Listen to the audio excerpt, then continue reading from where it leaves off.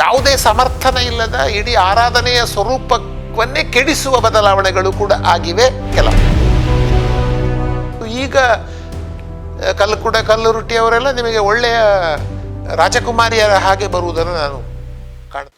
ಇನ್ನೊಂದು ನಾನು ಹೇಳ್ತಾ ಇರುವಂಥದ್ದು ಏನು ಅಂತಂದರೆ, ಕಲಾವಿದರ ಸಂಭಾವನೆಯ ಕುರಿತ ಹಾಗೆ ಅವರ ಗೌರವಧನ ಅಂತಲೇ ಆ ಪದ ನಾನು ಬಳಸ್ತೇನೆ. ನಾನು ಅವರನ್ನು ಕಲಾವಿದ ಅಂತಲೇ ಭಾವಿಸೋದು. ಕಲಾವಿದರು ನಮ್ಮ ನಿಮ್ಮ ಹಾಗೆ ಮನುಷ್ಯರು.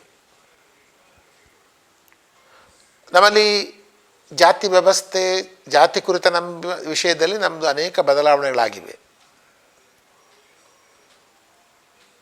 ಹಾಗಾಗಿ ಭೂತಾರಾಧನೆಯ ಕಲಾವಿದರನ್ನು ಕೂಡ ನಾವು ಮನುಷ್ಯರು ನಮ್ಮ ಹಾಗೆ ಸಮಾನತೆಯ ನೆಲೆಯಲ್ಲಿ ಎಲ್ಲ ಹಂತಗಳಲ್ಲೂ ನೋಡಬೇಕಾದದ್ದು ಬಹಳ ಮುಖ್ಯ.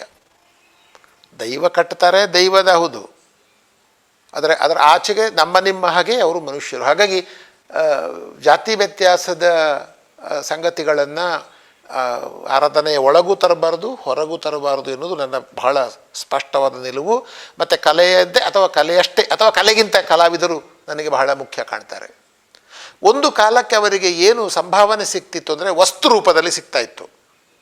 ಅಕ್ಕಿ, ಭತ್ತ, ಎಳನೀರು ಕುಡಿದದ್ದು ಇತ್ಯಾದಿ, ಕೋಳಿ ತಲೆ ಕಡ್ದದ್ದು ಇತ್ಯಾದಿ ತಿನ್ನುವ ಆಹಾರಗಳು ಸಿಗ್ತಾಯಿತ್ತು. ಈ ತಿನ್ನುವ ಆಹಾರಗಳನ್ನು ಎಷ್ಟು ಸಮಯ ಇಟ್ಟುಕೊಳ್ಬೋದು? ಭೂತ ಕಟ್ಟಿ ಹೋದ ಮೇಲೆ ಕೆಲವೇ ದಿವಸದ ಒಳಗಾಗಿ ಅದನ್ನು ನೀವು ಮುಗಿಸಬೇಕು. ಬಹುತೇಕ ವಸ್ತುಗಳು ಪೆರಿಷಬಲ್, ಬಹಳ ಕಾಲ ಉಳಿಯುವಂಥದ್ದಲ್ಲ. ಹಾಗಾಗಿ ಅವರು ಸಹಜವಾಗಿಯೇ ನಮಗೆ ಈ ಥರದ ವಸ್ತು ರೂಪಕ್ಕಿಂತ ನಮಗೆ ಹಣದ ರೂಪದಲ್ಲಿ ಕೊಡಿ ಅಂತ ಕೇಳ್ತಾ ಇರೋ ಸಂದರ್ಭದಲ್ಲಿ ಅದನ್ನು ನಾವು ಮನ್ನಿಸಬೇಕು. ಆ ಕಲಾವಿದರಿಗೆ ಗೌರವ ಸಂಭಾವನೆಯನ್ನು ಹಣದ ರೂಪದಲ್ಲೇ ಕೊಡಬೇಕು. ಅದರ ಬಗ್ಗೆ ನಾನು ಈಗ ಯಾವ ಭೂತಕ್ಕೆ ಎಷ್ಟು ಅಂತ ನಾನು ಹೇಳಲಿಕ್ಕೆ ಹೋಗ್ತಾ ಇಲ್ಲ. ಸೂಕ್ತವಾದ ಗೌರವಧನ ಆ ಕಲಾವಿದರ ಬದುಕಿಗೆ ಆಸರೆಯಾಗುವ ಆದಾಯ ಅದು.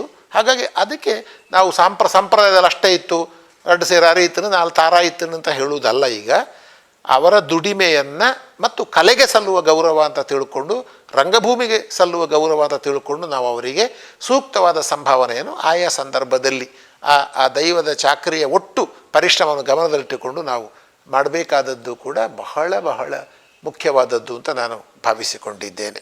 ಹಾಗಾಗಿ ಕಾಲಧರ್ಮಕ್ಕನುಸಾರವಾಗಿ ಇದರಲ್ಲಿ ಬದಲಾವಣೆಗಳು ಆಗಿವೆ ನಿಜ. ಬದಲಾವಣೆಗಳು ಮಾಡುವಾಗ ನಾವು ಸಾಕಷ್ಟು ಎಚ್ಚರ ವಹಿಸಬೇಕು ಎನ್ನುವಂಥದ್ದು ಒಂದು.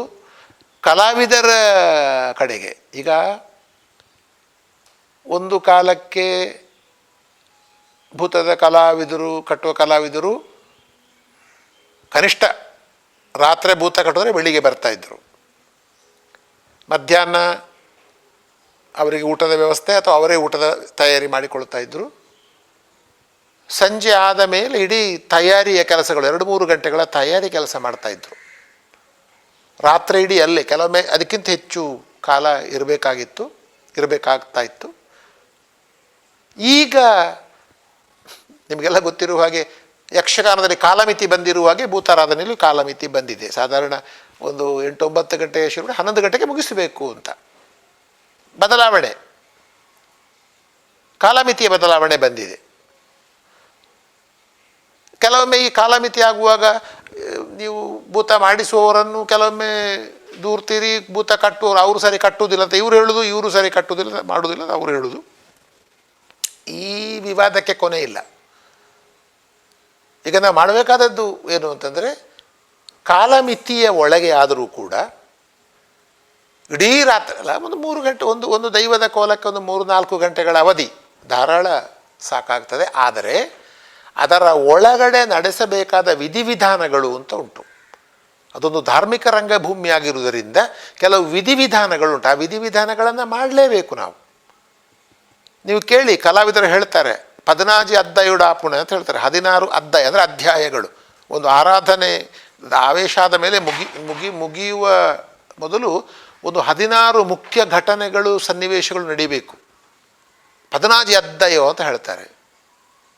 ವಿಧಿವಿಧಾನಗಳನ್ನು ನೋಡಿ, ನಾನು ಪಟ್ಟಿ ಮಾಡಿರೋ ಪ್ರಕಾರ ಒಂದು 60-70 ವಿಧಿಗಳುಂಟು ನಡೆಸುವಂಥದ್ದು. ಎಲ್ಲ ವಿಧಿವಿಧಾನಗಳು ನೀವು ಕೈಲು ಮುಹೂರ್ತದಿಂದ ಹಿಡಿದು ಕೋರಿಗೂಂಟದಿಂದ ಹಿಡಿದು ಇದ್ದರೆ ಅಂಥ ವಿಧಿವಿಧಾನಗಳು ಇದ್ದರೆ ಭಂಡಾರ ಬರುವುದರಿಂದ ಹಿಡಿದು, ಕೊಡಿಯೇರಿನಿಂದ ಹಿಡಿದು, ಚಪ್ಪರ ಮುಹೂರ್ತದಿಂದ ಹಿಡಿದು ಎಲ್ಲ, ಕುಡಿಯಡಿ ಹಾಕುವುದರಿಂದ ಹಿಡಿದು, ಅವನಿಗೆ ಪಡಿಯರಿ ಕೊಡುವುದು, ಹೊಸಯ ಸಂಧಿ, ಬಣ್ಣ, ಕುಣಿತ ಎಲ್ಲ ನೋಡಿದರೆ ಬಲಿಮುದ್ರೆ ಸ್ಥಾಪನೆ ಇರಬಹುದು. ಕೊನೆಗೆ ಬಿರಿಬೂಳ್ಯ ಹಿಡಿಯುವಲ್ಲಿವರೆಗೆ, ಬಿರಿಬೂಳ್ಯ ಅಂದರೆ ಕೊನೆಗೆ ಭೂತ ಕಟ್ಟಿದವನು ತನ್ನ ಎಲ್ಲ ವೇಷಭೂಷಣಗಳನ್ನು ಬಿಚ್ಚಿ ಇಲ್ಲಿಗೆ ಮುಕ್ತಾಯ ಆಯಿತು ಅಂತ, ಅವರಿಗೆ ಮುಕ್ತೇಸರಾಯಿತು, ನಿಮ್ಮ ಕೆಲಸವನ್ನು ಭಾಳ ಚೆನ್ನಾಗಿ ಮಾಡಿದ್ದೀರಿ ಅಂತ ಒಂದು ಬಿರಿಬೂಳ್ಯ, ಬಿರಿಪುನೆ ಎಲ್ಲ ಮುಕ್ತಾಯದ ಬೂಳ್ಯ ಕೊಡುವಲ್ಲಿವರೆಗೆ ನನಗೆ ಗೊತ್ತಿರುವ ಹಾಗೆ, ಅಥವಾ ಕೆಲವು ನೀವು ಸೂಕ್ಷ್ಮ ನೋಡಿದರೆ ಅನೇಕ ವಿಧಿವಿಧಾನಗಳುಂಟು. ಇದು ಯಾವುದೂ ಬೇಡ, ಅಗತ್ಯ ಇಲ್ಲ ಅಂತ ಬಿಡುವುದು ಒಂದು ಕ್ರಮ ಬದಲಾವಣೆಯಲ್ಲಿ. ಆದರೆ ಆ ರಂಗಭೂಮಿಗೆ ಅವಶ್ಯ ಇರುವಷ್ಟು ವಿಧಿವಿಧಾನಗಳನ್ನಾದರೂ ಇಟ್ಟುಕೊಳ್ಳದೆ ಹೋದರೆ ಆ ರಂಗಭೂಮಿಯ ಒಟ್ಟು ಇತಿಹಾಸಕ್ಕೆ, ಸ್ವರೂಪಕ್ಕೆ ನಾವು ಮಾಡುವ ಅಪಚಾರ ಆಗ್ತದೆ. ಇಲ್ಲಿ ಪ್ರಶ್ನೆ ಬರುವುದು, ಜನರ ಅಭಿರುಚಿ ಬದಲಾಗಿದೆ, ಇದು ಮುಗಿಯದ ಚರ್ಚೆ. ಇದು ನಾನು ಹೇಳ್ತಿರೋದು, ಈ ಧಾರ್ಮಿಕ ರಂಗಭೂಮಿಯ ಬಗೆಗೆ ಜನರಲ್ಲಿ ಒಂದು ಬಗೆಯ ಅಭಿರುಚಿ ಇದೆ, ಈಗಲೂ ಒಂದು ಸಾಂಪ್ರದಾಯಿಕ ಅಭಿರುಚಿ ಇದೆ. ಆ ಅಭಿರುಚಿಯನ್ನು ನಾವು ಕಾಯ್ದುಕೊಳ್ಬೇಕು. ಜನಗಳಲ್ಲಿ ಅಭಿರುಚಿ ಬರುವ ಹಾಗೆ ನಾವು ಅವರದ್ದು ಅಭಿರುಚಿ ಇಲ್ಲ ಅಂತ ನಾವು ನಮ್ಮ ಕ್ರಮ, ಅವರಿಗೆ ಅಭಿರುಚಿ ಇದ್ದಲ್ಲಿಗೆ ಹೋಗಲಿ. ಭೂತಾರಾಧನೆ ಸಿನಿಮಾ ಅಲ್ಲ, ಭೂತಾರಾಧನೆ ನಾಟಕ ಅಲ್ಲ, ಭೂತಾರಾಧನೆ ಯಕ್ಷಗಾನ ಅಲ್ಲ. ಇದು ಸ್ಪಷ್ಟ. ಅದು ಬೇರೆ ಬೇರೆಯೇ ಮಾಧ್ಯಮಗಳು. ಅದಕ್ಕೆ ಅದರದ್ದೇ ಆದ ಶಕ್ತಿ ಇದೆ, ಮಿತಿ ಇದೆ, ಅಥವಾ ಸ್ಟ್ರೆಂಗ್ತ್ ಇದೆ, ವೀಕ್ನೆಸ್ ಇದೆ. ಭೂತಾರಾಧನೆಗೂ ಅದರದ್ದೇ ಆದ ಶಕ್ತಿ ಇದೆ, ಕೆಲವು ಮಿತಿಗಳಿಗೆ. ನಾವು ಇದನ್ನು ಅರಿತೇ ಈ ರಂಗಭೂಮಿಯನ್ನು ಉಳಿಸಬೇಕು. ಇದರ ಶಕ್ತಿ ಏನು, ಎಲ್ಲಿದೆ? ಮುಖವರ್ಣಿಕೆಯಲ್ಲಿ ಉಂಟೋ, ವೇಷಭೂಷಣದಲ್ಲುಂಟೋ, ಅಥವಾ ಇದೆಲ್ಲ ಒಟ್ಟಾಗಿ ಉಂಟೋ, ಜನರು ಒಟ್ಟು. ಹಾಗಾಗಿ ಇದನ್ನು ನೋಡಿದು ಇದು ಜನರ ರಂಗಭೂಮಿ ಅಂತ. ಅದಕ್ಕೆ ಪೀಪಲ್ಸ್ ಥಿಯೇಟರ್ ಇದು ಅರ್ಥ ಮಾಡಿಕೊಳ್ಬೇಕು ನಾವು ಬಹಳ ಜವಾಬ್ದಾರಿಯಿಂದ. ಇದೇನಾಗಿದೆ, ಒಂದು ಮಾತುಂಟಲ್ಲ, ಎಲ್ಲರ ಜವಾಬ್ದಾರಿ ಯಾರ ಜವಾಬ್ದಾರಿಯೂ ಅಲ್ಲ ಅಂತ ಆಗೋದು. ಎವ್ರಿಬಡೀಸ್ ರೆಸ್ಪಾನ್ಸಿಬಿಲಿಟಿ, ನೋ ಬಡಿ ರೆಸ್ಪಾನ್ಸಿಬಿಲಿಟಿ ಅಂತ ಹೇಳೋದುಂಟು ನಾವು ಮಾತಿನಲ್ಲಿ. ಹಾಗಲ್ಲ, ಎಲ್ಲರ ಜವಾಬ್ದಾರಿಯನ್ನು ಇಟ್ಟುಕೊಂಡು. ಹಾಗಾಗಿ ಬದಲಾವಣೆ ಅನಿವಾರ್ಯ. ನಾನು ಮತ್ತೆ ಹೇಳ್ತಿದ್ದೇನೆ, ಪಲ್ಲಟಗಳು ಆಗುತ್ತವೆ, ಆಂತರಿಕ ಬದಲಾವಣೆಗಳನ್ನು ಕಾಣ್ತೇವೆ. ಈಗ ಪಾಡ್ದನ ಬಳಕೆಯಲ್ಲಿ ತುಂಬ ಬದಲಾವಣೆಯಾಗಿದೆ, ತುಂಬ ಇಲ್ಲ. ಮೊದಲೆಲ್ಲಾದರೆ ಬಣ್ಣ ಹಾಕುವಾಗ ಹೊಸದಿಂದ ಹಿಡಿದು ಮತ್ತೆ ಪಾಡ್ದನಗಳನ್ನು ಹೇಳ್ತಾನೆ ಇರ್ತಿದ್ರು ಅವರು. ಭೂತ ಕಟ್ಟುವವರು ಮಾತ್ರ ಅಲ್ಲ, ಅವರ ತಂದೆಯೋ ತಾಯಿಯೋ, ಹೆಚ್ಚಾಗಿದು ಹೆಂಗಸರೇ ಹಾಡ್ತಾ ಇದ್ದದ್ದು ಪರಂಪರೆ. ಆ ಅರ್ಥದಲ್ಲಿ ನಾನು ಇಡೀ ಪಾಡ್ದನ ಪರಂಪರೆಯನ್ನು ಕಾಯ್ದುಕೊಂಡು ಬಂದವರೇ ಮಹಿಳೆಯರು. ಆ ವರ್ಗದ, ಕಲಾವಿದ ವರ್ಗದ ಮಹಿಳೆಯರನ್ನು ವಿಶೇಷವಾಗಿ ನಾನು ಸ್ಮರಿಸಿಕೊಳ್ಳುತ್ತೇನೆ. ಅವರಿಂದಾಗಿ ಪಾಡ್ದನ ಪರಂಪರೆ ಬೆಳ್ಕೊಂಡು ಬಂದಿದೆ. ಈಗ ಅವರಿಗೂ ಅವಕಾಶ ನಾವು ಕಸಿದುಕೊಳ್ಳುವುದಲ್ಲ. ಹಾಗಾಗಿ ಬದಲಾವಣೆ ಆಗ್ತದೆ, ಆಗುವುದಿಲ್ಲ ಅಂತ ನಾನು ಈಗಾಗಲೇ ಸ್ಪಷ್ಟಪಡಿಸಿದ್ದೇನೆ. ಆದರೆ ಈ ರಂಗಭೂಮಿಗೆ ಒಪ್ಪುವ ಹಾಗೆ, ಈ ರಂಗಭೂಮಿಯ ಸಂಪ್ರದಾಯ ಮತ್ತು ಜಾಯಮಾನ ಕೆಡದ ಹಾಗೆ, ಜನರ ಅಭಿರುಚಿ ಉಳಿಯುವ ಹಾಗೆ, ನಂಬಿಕೆ ಶ್ರದ್ಧೆಯನ್ನು ಕೂಡ ಅದು ಬಯಸುವ ಪ್ರಮಾಣದಲ್ಲಿ ಇಟ್ಟುಕೊಂಡು ಈ ರಂಗಭೂಮಿಯನ್ನು ಕಟ್ಟಿ ಬೆಳೆಸಬೇಕಾದ ಅಗತ್ಯ ಇದೆ. ಹಾಗಾಗಿ ಎಲ್ಲ ಘಟಕಗಳು ಕೂಡ ಭೂತಾರಾಧನೆಯಲ್ಲಿ, ಪಾಡ್ದನಗಳಿಂದ ಹಿಡಿದು ಎಲ್ಲ ಘಟಕಗಳು ಕೂಡ ಬಹಳ ಮುಖ್ಯ ಎನ್ನುವುದು ನನ್ನ ಸ್ಪಷ್ಟವಾದ, ಖಚಿತವಾದ ನಿಲುವು. ಯಕ್ಷರಂಗದ ಅಭಿಮನ್ಯು, ಪುಂಡುವೇಷದ ಗಂಡುಗಲಿ, ಯಕ್ಷನಾಟ್ಯ ಚತುರ, ಕರ್ನಾಟಕ ರಾಜ್ಯೋತ್ಸವ ಪ್ರಶಸ್ತಿ ವಿಜೇತ ಕೀರ್ತಿಶೇಷ ಡಾಕ್ಟರ್ ಪುತ್ತೂರು ಶ್ರೀಧರ ಭಂಡಾರಿಯವರ ಸಂಸ್ಮರಣಾ ಕಾರ್ಯಕ್ರಮ. ಡಾಕ್ಟರ್ ಶ್ರೀಧರ ಭಂಡಾರಿ ಯಕ್ಷ ದೇಗುಲ ಪ್ರಶಸ್ತಿ ಮತ್ತು ಯಕ್ಷರಕ್ಷ ನಿಧಿ ಸಮರ್ಪಣಾ ಸಮಾರಂಭ.